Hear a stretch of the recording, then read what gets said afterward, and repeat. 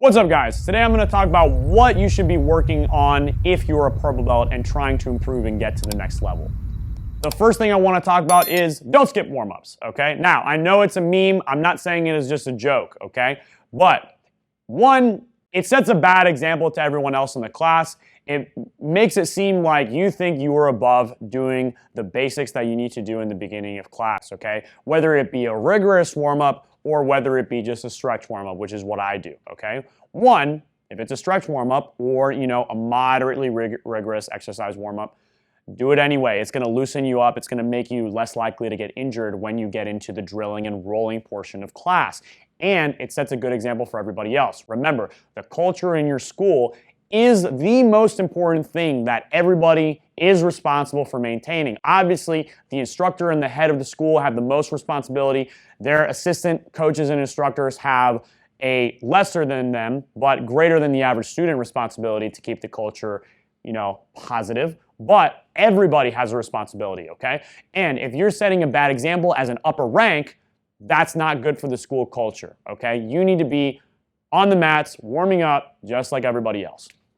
Number two, make sure you are working on chaining together your offensive and defensive movesets into a complete system, okay? So, if you watched my blue belt video, you know that I told any blue belts that are looking to improve to get to the next level, to get to purple belt, that they need to be strong offensively from 1 to 2 positions and start working on funneling people into those positions. As a purple belt, now you need to expand beyond just the 1 or 2 systems that you have and create a comprehensive strategy for your jiu-jitsu so that no matter where you are, you have a pathway to victory. And defensively, which you should have already to a greater degree started to work on as a blue belt, defensively, you have a pathway out of every bad situation within reason, right? You're not going to get out of a fully locked rear naked choke, okay? But reasonably, you have a pathway out of every bad position that you're in, okay? As a purple belt, that's what you should be working on because it's not about the number of moves you know, okay? Generally speaking, a purple belt, a brown belt, and a black belt, they all know the same moves for the most part, okay? You may learn, maybe 1 or 2 that you haven't seen before, and I'm talking about basic moves. I'm not talking about like entries and anything like that.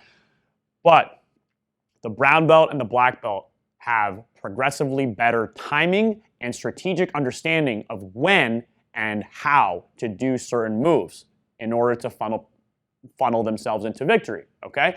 The purple belt is at the stage where they're just learning how to do that, okay? So you may know all the moves that a black belt knows, but you don't have the timing and you don't have the ability to implement them with as much success as your typical black belt would, okay? And that is what you should be focusing on with your offensive systems.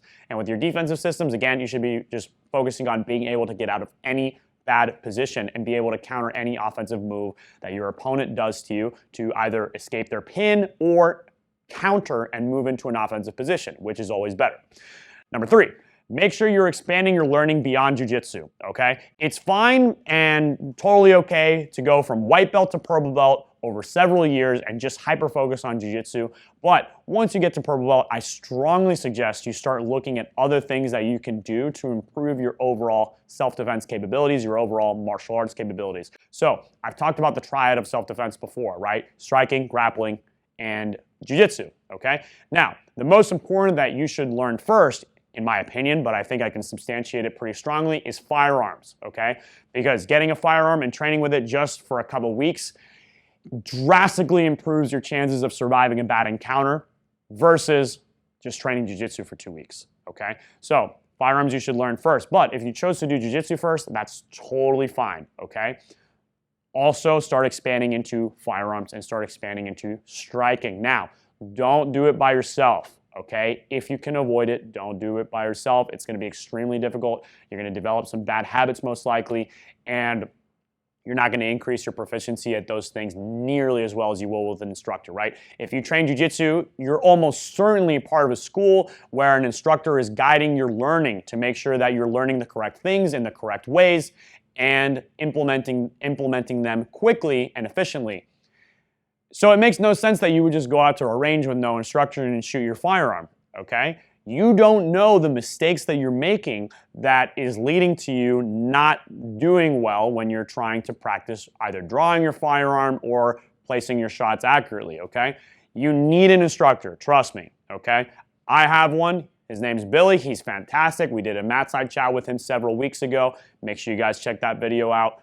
But doesn't have to be him, right? It's a big country. There's many people that you can talk to learn how to properly use a firearm, especially now that the Supreme Court just ruled that anybody can get a shall issue concealed carry permit to carry a firearm, okay? So strongly advise that you do that just to improve your overall self-defense capabilities, okay? Striking as well, guys, okay? Don't neglect your striking. Now, I currently am doing mostly jiu-jitsu, mostly firearms training. I'm not doing the striking element of the triad, but I do plan on diving intensively into that and developing competent striking.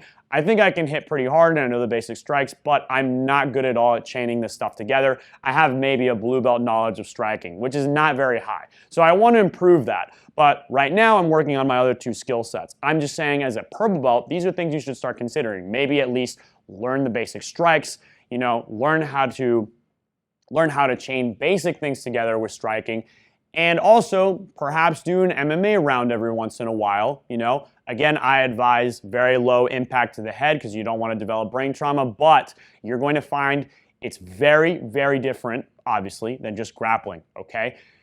One, they're not going to be wanting to engage you, and they're not going to be wanting to get taken down by you. If they're on the ground, they're not going to necessarily want to engage your jiu-jitsu. They may just standing base and get back up so that they can strike, okay? So you're going to have to develop new grappling skill sets that you don't have if you're just doing sport jiu-jitsu, because you're going to have to be dealing with strikes. Your setups are going to be completely different, and your game once you get to the ground is going to be completely different because of the striking and the fact that the other person may not necessarily want to engage your jiu-jitsu on the ground. So if you want to expand your overall self-defense capabilities, go into the other two sections of the triad, firearms and striking. At purple belt, I think is a good time to start learning the basics if you haven't already, okay? Number 4, make sure you set a good example. Not only that, but you help out the lower ranks and the new people in the school, okay? You don't necessarily need to eventually take on a teaching role at the end of the day, but you should be able to set an example and help out people that are struggling and give advice to beginners every once in a while, okay? Let them know that you were in their position as a purple belt, right? You're a highly ranked upper belt. You've been doing jiu-jitsu for several years. So to a white belt, it may seem that your level of skill is unattainable. Let them know that you were once in their shoes and they can eventually achieve your level of skill. And at the end of the day, you can eventually achieve your instructor's level of skill, okay? So even if you don't plan on taking on a teaching role in the future, I strongly suggest you help teach just a little bit, just in class. It could just be your training partner that you're partnered with. But developing these teaching skills and the ability to pass on your martial arts should you eventually change your mind or should you eventually be in a position where you're trying to mentor somebody else is important, okay? And you can always ask your instructor for advice on teaching, opening up your own school, if that's something that you're eventually interested in. Just make sure you have an open, honest dialogue about it. So, thanks a lot for watching, guys. Those are my 4 tips for purple belts on what to do to improve their game and their overall self-defense capabilities. So, hope you guys liked the video. If you have a purple belt friend out there that's maybe plateauing at their purple belt, not quite sure what to do, although that's less likely than blue belt. You know, if you're a purple belt, you probably have a good idea on what you need to double down on to continue improving. Nevertheless, this video might benefit you if, you know, share another perspective. So, thank you for sharing, guys. Make sure you smash that thumbs up button. Make sure you subscribe to the channel if you're new. Click that notification bell. That way you guys get notified every time we have new videos out there. Also, make sure you guys check out our Rumble channel. Thanks a lot, guys. I'll see you next time.